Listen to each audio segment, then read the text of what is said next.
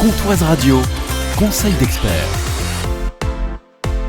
Bonjour Dominique. Bonjour Jean-Pierre. Dominique, pharmacien adhérent à la CPTS de Luxeuil et président de la maison de santé de Vauvillers. Aujourd'hui, sujet de saison, les antibiotiques. On se rappelle le slogan des années 2000, les antibiotiques, c'est pas automatique, qui avait permis une petite baisse de leur usage, mais la tendance en 2024 était à une hausse de la consommation, et la France reste la deuxième consommatrice d'antibiotiques en Europe. Pourquoi c'est si important de limiter la consommation d'antibiotiques ?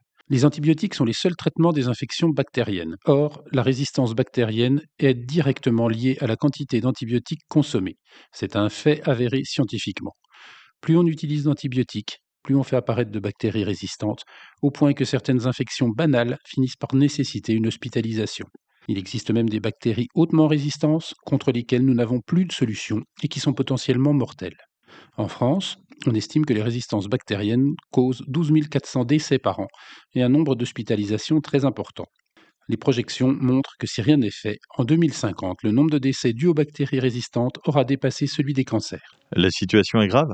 Oui, mais pas désespérée, et elle dépend de nous. Les bactéries sont des êtres vivants qui réagissent en fonction de nos comportements.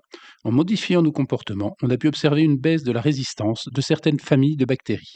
Nous pouvons améliorer les choses. À nous, collectivement, de mieux utiliser les antibiotiques, que ce soit en médecine de ville, à l'hôpital ou en médecine vétérinaire. Pour nous, patients, on suit bien la prescription, on va jusqu'au bout du traitement et on ne reprend pas les restes d'un ancien traitement. Il faut se rappeler que les antibiotiques ne concernent que les bactéries et ne servent à rien face au virus. Faisons confiance à nos médecins, ne soyons pas demandeurs d'antibiotiques. Participons aux actions de prévention, vaccination, dépistage d'infections, mesures d'hygiène notamment des mains pour limiter les épidémies et donc l'usage d'antibiotiques. Les campagnes de communication sont plus rares, alors continuons à relayer le message, les antibiotiques, c'est pas automatique. Les antibiotiques, c'est pas automatique. Merci Dominique. Merci Jean-Pierre.